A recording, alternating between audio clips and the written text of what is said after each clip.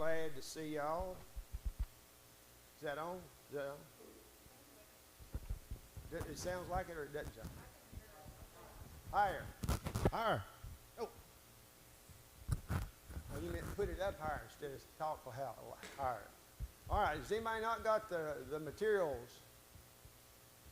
Just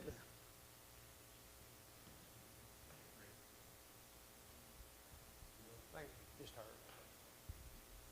And make sure, and by all means, fill out your materials and wear your mask as you see the need, and we'll do the best that we can to communicate all of our information. This sort of, it may be that after tonight you would see the possibility of taking the route that some of the others have. I think we got 5 people that are not going to chance being around me, and so they're going to be viewing and taking the class from home, and not all of them are real old. The only one that I know that's really, really, really old is Richard. But he's not that old. He's young for his age, whatever that means. That's supposed to be a compliment, I think, they use from time to time. But I'm old for my age, so maybe that's, I'm hoping one of these days I'll get into the elderly position but I can't even go the hoary head route, see, because I don't have gray hair. So I don't get any respect that way either. So I guess it's partly my fault or my genes' fault, one. This particular book that we're going to be studying, as you will see in the material that I've handed out, I don't have an actual syllabus there. If you've been in any of my classes before, then you know there's not a whole lot that is required above and beyond just a regular auditor to the class. But I do expect you, of course, and hopefully you're in here and going to be taking it for credit and going to be filling in all the answers that goes with each one of the questions all the way through the book. There's a number of different ways that you can go about teaching the book of Proverbs. I've tried different ways. I've tried looking at the book of Proverbs in a topical type way and pulling all the passages that deal with specific topics together and like that. And that's a good way to do it too, but you end up missing out on other verses when you do like that, because some verses it's hard to figure out what category ought that to go into. And if it's a difficult proverb to begin with and hard to get a handle on, then it ends up being put in the let's not deal with it pile, and you sort of play the Passover on it. But here we're going to be actually going through every verse in the book and do the best that we can, and I'm certain that we'll have a better understanding of the book of Proverbs after we get done than we did before. And every time that I teach it, then I learn a whole lot more each time that I study it. A few years back, when the Jim Dearman came to Dunlap and brought the work Good News Today to Dunlap, then he twisted my arm and wanted me to have a segment on that program called Walking and Talking Through Proverbs. And but I thought he wanted, and he really did, he wanted it more from the standpoint of some of the Proverbs that were somewhat humorous.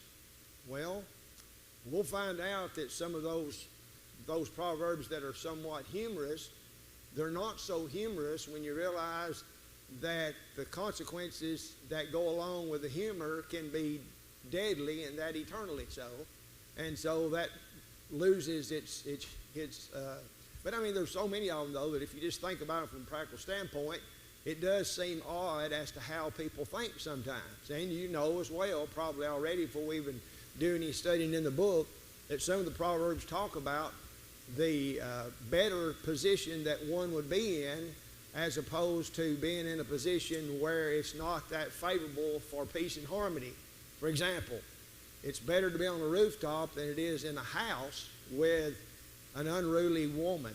Now, believe it or not, I know you won't believe this, but I got hate mail from women when I would simply say, there's some places that it's better to be out in the middle of the desert somewhere by yourself in the company of rattlesnakes than it is in the house with some women. Now, that's a fact, you know. And I'm sure that if we were honest with ourselves, then we could think of some women like that too. But it's also the case that applies to men. There are some men that we would feel a whole lot more comfortable out in the middle of the desert somewhere than in the company of them because of their particular character. So the idea we're going to try to do in our study here of Proverbs is see the things that God upholds as being proper, good, and receives the acclaim of God and all right thinking people, and then those qualities and characteristics that are contrary to that don't take into consideration what God thinks, don't take into consideration what their fellow man thinks and does, then we don't want to be those people. It's a matter of simply following the good examples and doing everything within our power to keep from following the bad examples. And sometimes if we actually come upon an example that is neutral, neither bad nor good, then if there were such a thing as that, then it would be a matter of a judgment call as what we did in those connections. Look with me, if you will, at this little bit of introductory material. Well, before I go any further, as it relates to what's required, a course obviously is answering the questions. There's questions on every, just about every verse. There's a question on every verse throughout the whole book. So make sure and do that. Keep up with that. We're going to be, of course, trying to cover 4 chapters a week after tonight. So let's be planning ahead to be able to do that. And, of course, that will necessitate reading. And I'd suggest reading the chapter through twice at least, and then going back and trying to answer the questions. And then, of course, your attendance is a requirement. It's impossible to get the workload done if you're not here. And that adds so much to the discussions that we'll have and all that you simply cannot get if you're not here. But if you are, of course, participating by means of the television, then you'll get the material as well that way, which might be a necessity. And at the end of the session, we'll have a take-home test that you'll have a couple of days to take and then send it back in. And that work, you can handle that in a very easy way. If you've put forth the effort to answer these questions, some of them that are just obvious, and the ones that are not so obvious, you'll learn those, and then we'll be able to say that we are more familiar with the book and are more capable of communicating the thoughts throughout the book at that point in time. So let's work towards that end. And if you need me to write that down and remind you, I'll do that before next week as well. When it comes to the book of Proverbs, we know, according to the information that's provided here from other sources, of course, that the book of Proverbs is attributed primarily to who? To Solomon. And Solomon, of course, is referred to as the wise man, and rightfully so. And the reason why he has that designation, him, of course, being in the position of being leader of the children of Israel at the death of his father David, and his desire for wisdom to lead the people, and because of his proper frame of reference there, and the motivation that he has as he expresses it to God, then God blesses him not only with that wisdom, but also with great riches too. But one thing that we'll see throughout, you'll almost be taken aback sometimes, because you'll say, how could Solomon hit something so square? How could he hit the nail on the head so well, but not apply this same principle to himself? Well, it's because even though he was blessed with this divine wisdom, he still had a free moral agency. He still could choose to do things that were not in harmony with God's will. And of course, we know that he did that a lot, sadly. But God used him to provide us with these Proverbs, and we're going to learn something more about what's involved in the Proverbs. But he's not the only writer of the Proverbs. If you'll notice, we have the scriptural designation here as to other individuals who also are involved in the providing of these inspired Proverbs. Agur in chapter 30, verse 1. King Lemuel, and we'll talk about him in chapter 1 of verse 31. And then various wise men, not designated as anything other than that, in the 22nd chapter, verse 17, 24th chapter, in verse 23. Now, we'll see this, of course, when we get to chapter 31 more in depth, but a lot of people want to have King Lemuel to be just another name for Solomon. And we'll talk about the possibilities of that, as well as the evidence that would lead us in another direction as well. We know, of course, that according to a number of passages of Scripture, that Solomon's great wisdom and all of the literature that he provided forms a part of what we commonly refer to as the poetical part of the divisions of the Old Testament. And of course we know when we're talking about poetry, and especially Hebrew parallelism, as we're going to be looking at here in just a minute, we're not talking about the type of poetry that, I learned when I was young, roses are red and violets are blue. You're crazy and I am too. That's not the type of poetry we're talking about. But there is a reason and a rhyme to it as far as the message that these Proverbs and that type of literature is in explaining. And we'll see, of course. Sadly, we wonder how much of this information that we have available to us, we wonder how much of that information was provided to the son of Solomon, which more than likely we're talking about Rehoboam. And if he did receive all of this instruction as a son from a father, then obviously it's another demonstration that people can do their own thing and don't have to follow the instruction they receive regardless of how good it is, because of the life that was lived by Rehoboam even.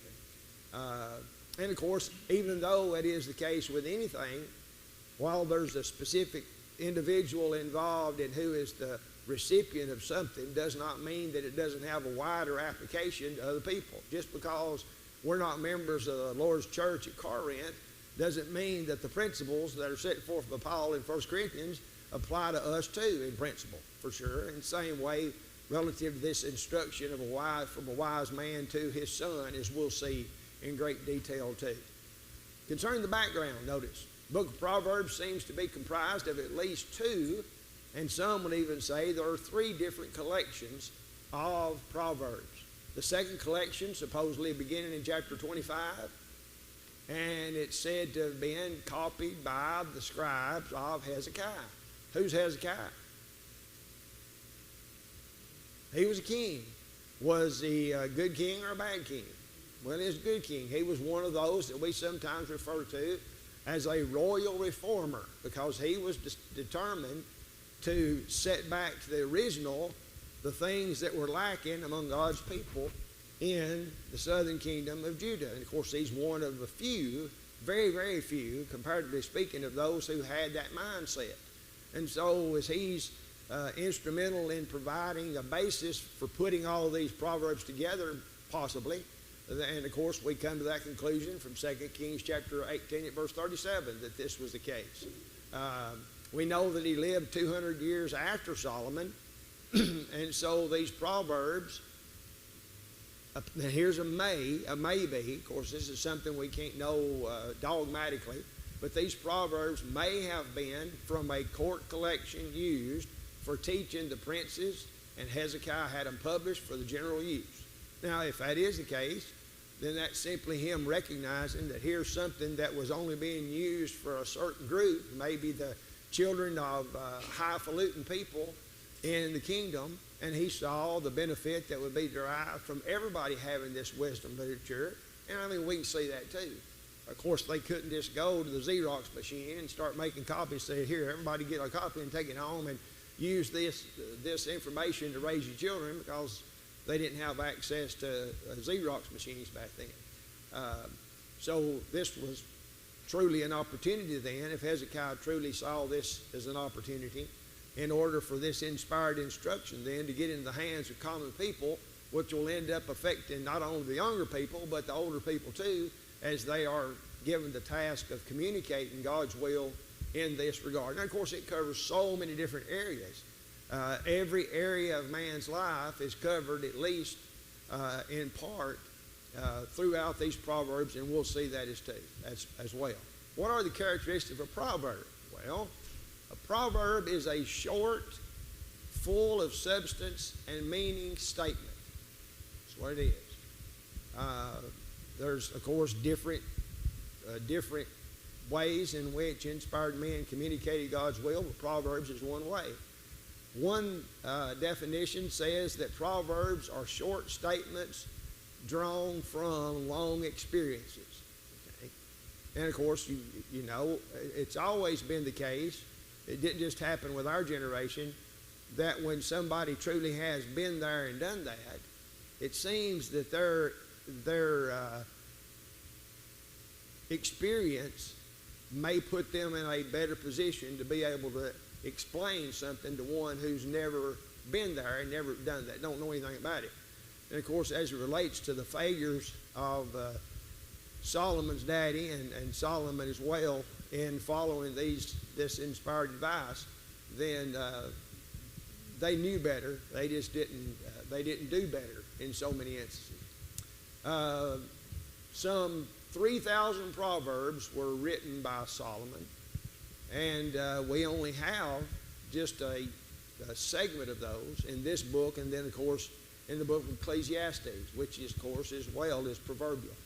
There's over 1,005 songs that Solomon wrote, but the only ones that we have available for us today are those that are found in the Song of Solomon. So there's other inspired literature that was available at that time, which is no longer in existence. But we have all that we need with what, in fact, has been providentially secured for us. The use of Proverbs have always been a favorite way of teaching. They're quoted or alluded to 32 times even in the New Testament. The study of Proverbs were an important part of a young man's education. It's a vivid, practical, short, easy to remember saying of truth. Henry Haley said, "The Oriental method of teaching with constant repetition of wise and practical thoughts is a form that would stick to the mind." And of course, we know that repetition, there's something to be said for repeating things. Obviously, when it comes to the repetition of principles related to anything, the more you hear it, the more likely you're going to be adapting what you hear into your life and what you're supposed to be accomplishing. And then I got some patterns of Hebrew poetry down here at the bottom of this first page. And this is just an example of what we're going to be dealing with in some of these matters. And it's sort of, sometimes it will seem as though there's a cadence to what's being said. And that's natural for sure. And so you read the first example here. You've got a thought that's expressed in the first part, and then the second line reinforces the truth that's expressed in that first part. For example, in Proverbs 22 at verse 1, a good name is rather to be chosen than great riches, and love and favor rather than silver and gold. It says basically the same thing, but it expands upon it to some extent. So there's some of the Proverbs that will follow that general pattern. And then there's another pattern in which the second line says the opposite of the first. Okay? He that is slow to wrath is of great understanding, but he that is hasty of spirit or impulsive exalteth folly. So here you have the direct opposite being said, and it makes the first and the second stand out more clearly in contrast with the other. And so that's a teaching benefit. The third example, you got the second line or lines after the second line that complete the thought of the first. In other words, it's dependent upon what's said after that to get the full impact of that particular proverb. The eyes of the Lord are in every place, beholding the evil and the good. Okay? I've said this, and of course I've said this at Dunlap one time, and right after I said it, lo and behold, the song leader, who was Gabe Dixon, he sung the song. When I was a kid, that all-seeing eye watching you, you know, that was something, and if it was bad, it was sort of scary. But it wasn't intended to be just scary. It's meant to be comforting as well. And you had to make the decision as to whether it was going to be scary to realize that there's somebody watching you, what you're doing, as to whether it's good or bad, as to which way you were going to see it. You know, if you was doing that which is good, then you knew there was a God there that was concerned about you and watching you, so that all-seeing eye, and that's this particular proverb hits on that. Another example in Proverbs 8, verse 13, the fear of the Lord is to hate evil, pride, and arrogancy, and the evil way and the froward mouth do I hate. So here's a whole list of things that are in opposition to the way God would have us to work. And it's always been our responsibility to come to the understanding of that which God loves and upholds. And guess what? That's what we're supposed to love and uphold. And when we find something that God hates, then we better be hating it too. Wasn't it the sweet psalmist of Israel, David, that said, through thy precepts I get understanding, therefore I hate every false way. Some people ain't never got to that understanding yet, sadly, you know. And the reason his hating every false way is because he came to that level of understanding that there's some things that we must absolutely abhor, despise, and if that is the case, then we certainly do not support it and lend our weight of influence behind it if it's something that God hates. Now, if somebody, and of course we live in a world that says, well, we really can't know anything like that for sure. Well, that's hogwash, pure and simple, because we can too. If David could do it, and I guarantee you David never went to kindergarten or one time. And he understood that principle. And so our highfalutin intelligence of today can likewise know those things too. And the next paragraph just expands upon that idea. The book of Proverbs is a collection of inspired instruction on the kind of conduct which is desirable and acceptable before God. Do children today, and adults too, of course, do we need instruction as to what is acceptable before God? Well, sure we do. Sure we do. You don't just figure it out as you go along, and you don't count noses and say, well, here's all these people that seem to be pretty happy, you know, they're comfortable with their lives and they're doing this, so maybe because they're happy and comfortable and everything seems fine with them, maybe I need to follow that direction. Well, you're going to be going in the opposite direction where you're supposed to be going most of the time by following that type of reasoning. That's not the way you determine it. You're going to have to look at examples, genuine explanations from God as to what is acceptable and what's not acceptable.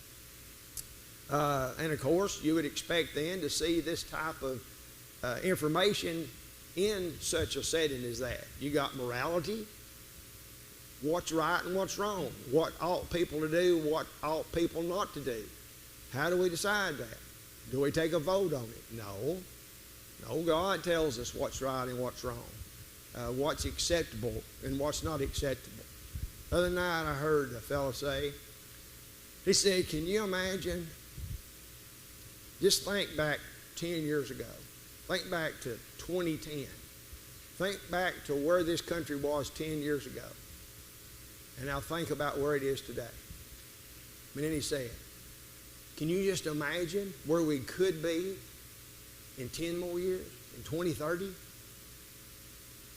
And I don't even want to think about it because I know where he wants to go in 10 years. Who would have ever thought 10 years ago that we'd have sanctioned homosexual marriages? Who would have ever thought that? Not 10 years ago. 10 years ago, the fellow who was president was opposed to it. When he went into office, he was firmly convinced that a husband and wife, a man and a woman, were supposed to be married. Of course, he changed that idea, you know. So what's open to keep on pushing in the envelope to the future? There's just a few things left, you know. And when you start looking at the few things that are left, then we're talking about the abuse of children. It's about the only thing left. Or the abuse of animals, one.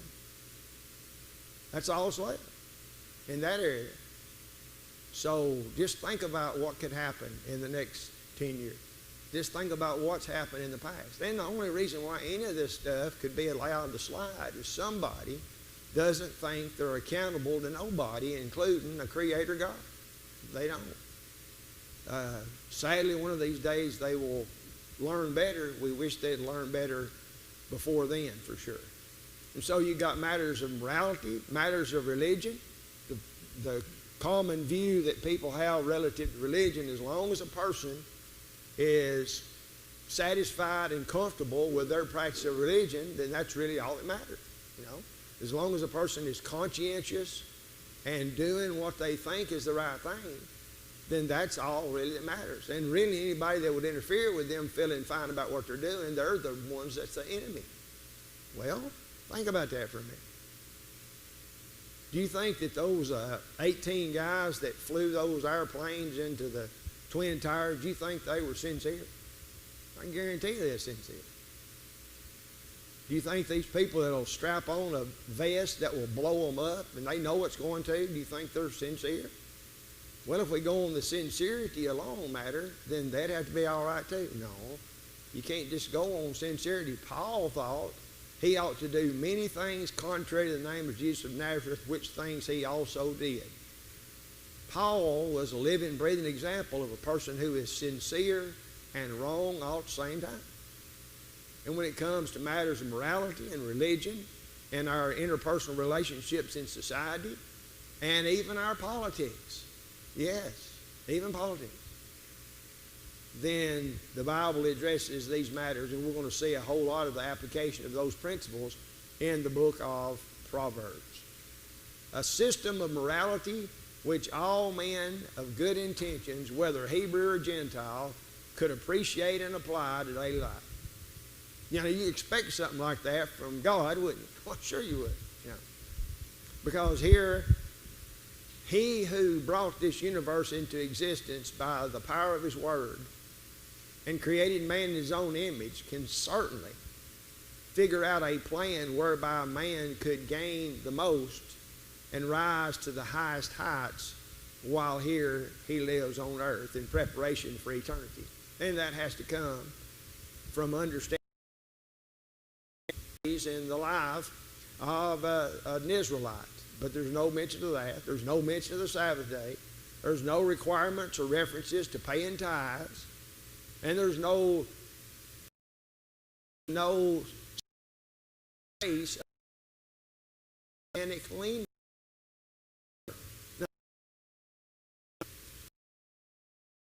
Proverbs does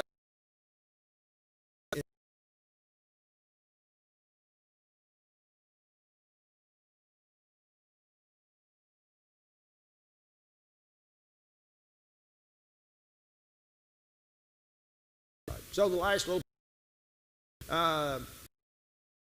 this book, and if you had to into this book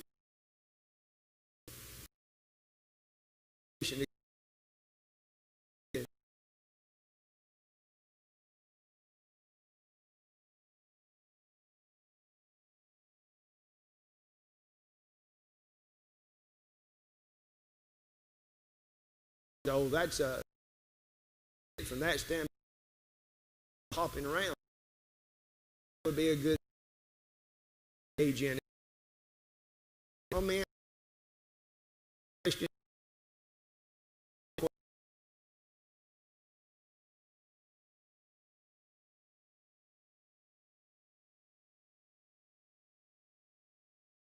in there is information that you wouldn't even think about unless you was taking a class in a setting like this on a book. Then that introductory type of information is usually about the only time that you do even consider those types of things as to the writer, the setting, the application of all that in a general way. So, as we enter into the book of Proverbs, we're going to read the first 9 verses to get started. The Proverbs of Solomon, the son of David, king of Israel, to know wisdom and instruction, to perceive the words of understanding, to perceive the instruction of wisdom, justice and judgment and equity, to give subtlety to the simple, to the young man knowledge and discretion.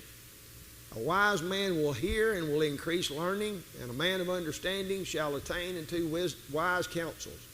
To understand a proverb and the interpretation, the words of the wise and their dark sayings. The fear of the Lord is the beginning of knowledge, but fools despise wisdom and instruction. My son, hear the instruction of thy father, and forsake not the law of thy mother. For they shall be an ornament of grace unto thy head, and chain about thy neck. All right. Now there's 6 sermons right there, but we're not going to be able to preach 6 sermons right there, or we won't get out of chapter 1 this whole time. All right. Now the questions at the very beginning here are going to do a little bit of looking at other passages to fill in some of the things that are said here. For example, what are some background information we know about Solomon? We know he's the son of David for sure, and he's what, as far as position, he's the king of Israel, obviously. He is the last king of many years it's been since somebody was born. That's just not the way you do it. Some people think, even some of my own brethren, think that if you eat off the senior citizens menu at Shoney's, then that means you're spiritually mature. Well, it doesn't. It just means that you're getting a break when probably for the first time in your life you don't need one. You're getting a break on your food because you're at a certain age. But that don't say anything about spiritual maturity. See? It don't say anything about the wisdom as God designed it, obviously. As we get older, we're supposed to get wiser. But you know as well as I that that doesn't always happen. Have you ever known any childish people who were older? And I'm not talking about those that were suffering from some type of mental problem either. I mean, have you ever known older people who were mean? And of course, they were simply mean when they were older because they was mean when they weren't older. They just kept on being mean and nasty and not fun to be around. So as God designed it, the way it ideally should be, you know as well as I, is not always the way it is. As a matter of fact, very few times is it the way that's supposed to be. But it's not because God hasn't given the instructions to make that possible, for sure. Number 4, what is the meaning of perceive? That's just another word for what? Understand, discern, the ability to differentiate, Somebody says, you mean we're supposed to be discerning things? We're supposed to be able to differentiate, to judge? Well, of course we are. And we do that all the time. You mean you go to the grocery store and you look at least I do this. I mean, you may not do it, but you go to the grocery store and you see there's a jar of salad dressing, a jar of Miracle Whip. And then right next to it, there's a jar. It looks like it's twice as big as that one. And then they've got to where they'll help you out most of the time. You trust them, It'll tell you down at the bottom of there which one, how much it is an ounce that you're paying for those different ones. So you're making a determination there. Now, if I buy that big old bottle, that big old jar of Miracle Whip, well, I'll be able to use all that before it spoils. Or should I just go ahead and get the little one even though it's more? We do it all the time. We discern, discriminate, and make judgments. We have to, I mean, I'm on the other side of town, and I need to be at the doctor's office in 15 minutes, and I say, there ain't no way. Or maybe I can, but I'll have to break the speed limit. We have to make judgment calls all the time. And if we expect to be wise, then we're going to have to be doing a whole lot of discriminating, a whole lot of determination based upon the evidence as to what we're supposed to be and what we're supposed to do. What's the meaning of the word equity? Fair. We're talking about what's fair, what's honest.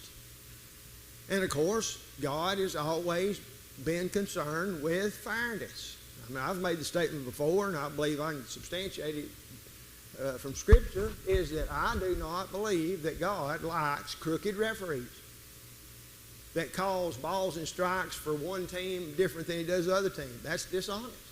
God's not a dishonest God, and he don't expect us to be dishonest either. So we have to be fair, have to be honest. What's the meaning of this phrase here? Give subtlety to the simple.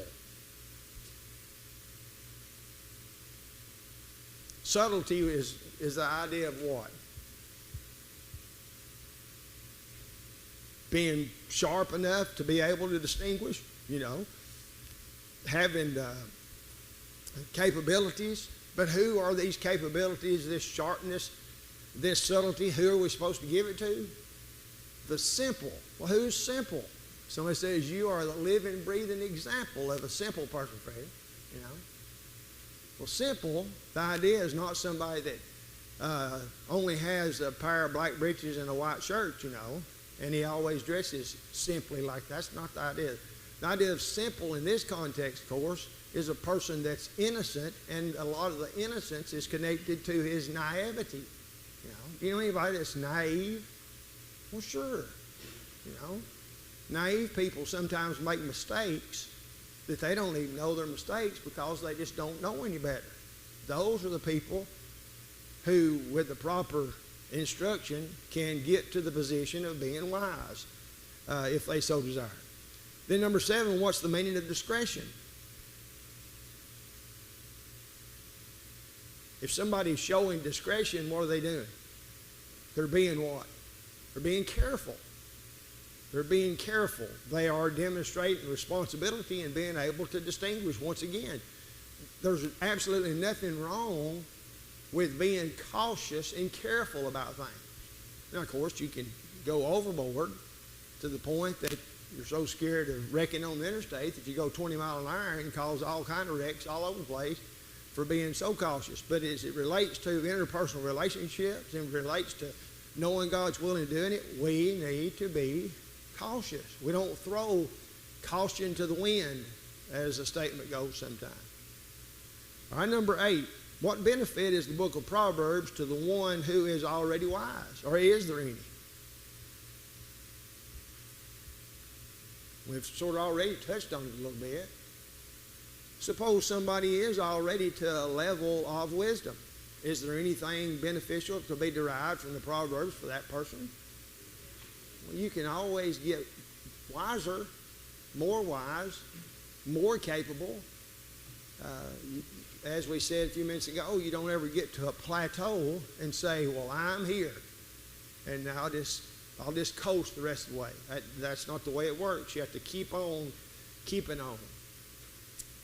I never forget one of the last things that Guy Woods told me was, he said, Freddie, the older I get and the more I study, the more I know, I see I need to learn. You know? And here's a fellow that wrote, I ain't no telling how many books and commentaries and everything else, but he still saw the opportunity to grow in wisdom and knowledge even at an advanced age like that.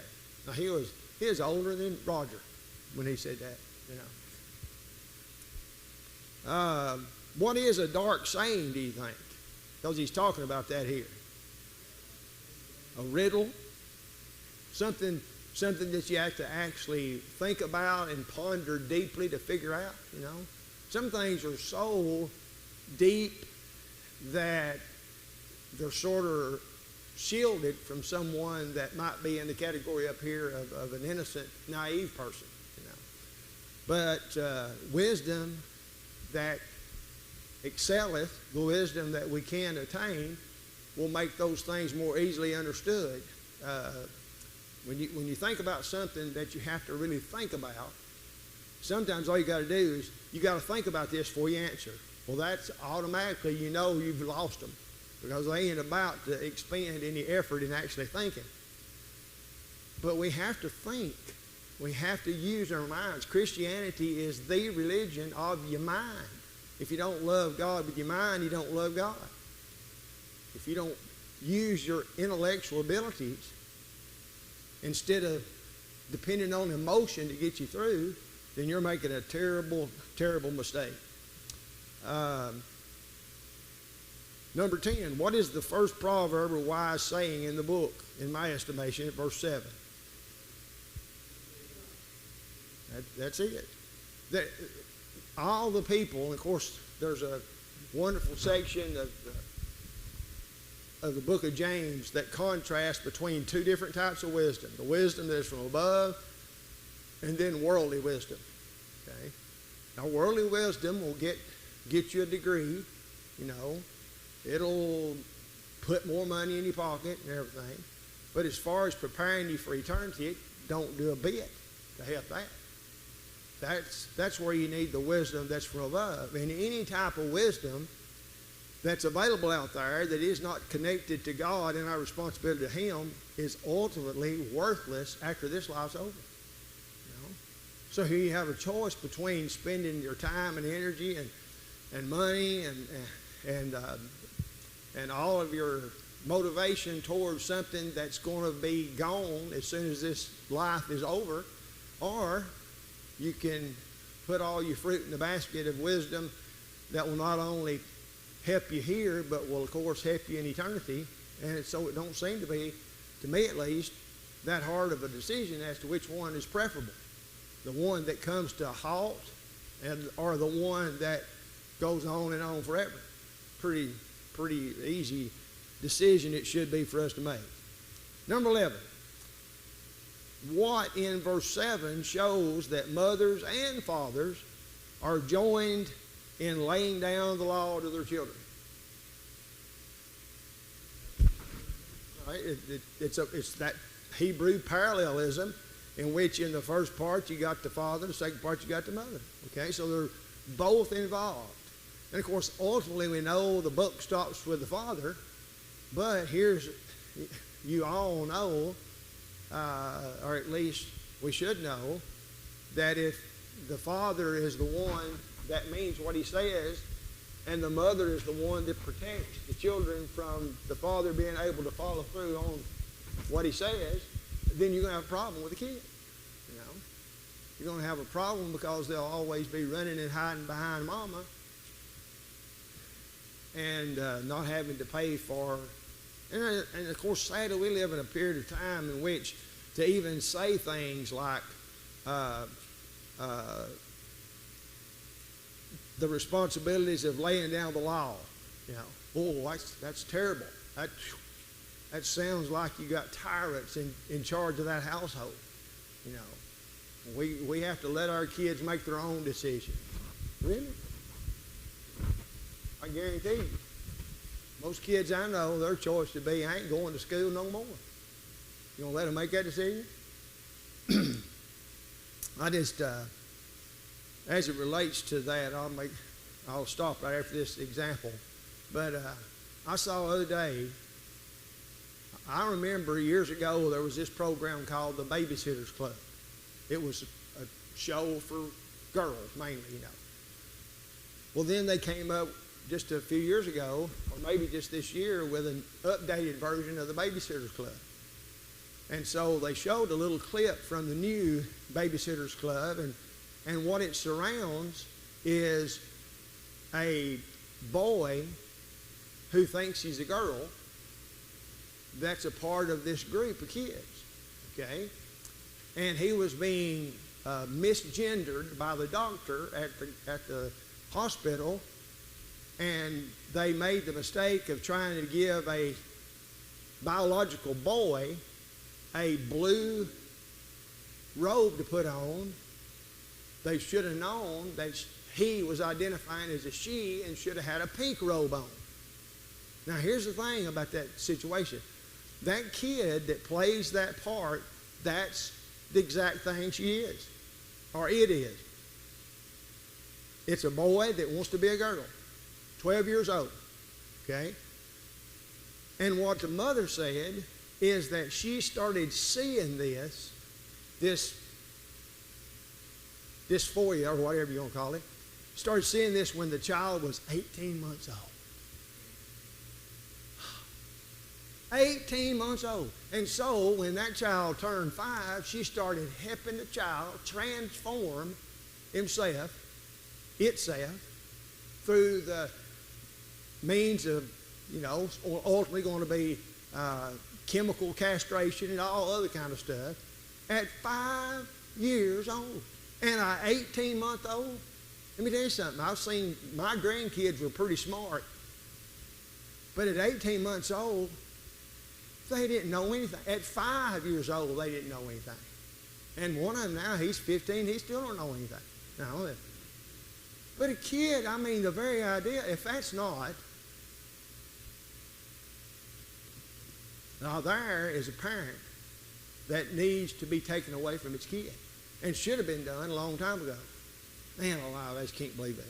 Well, we don't have any more time.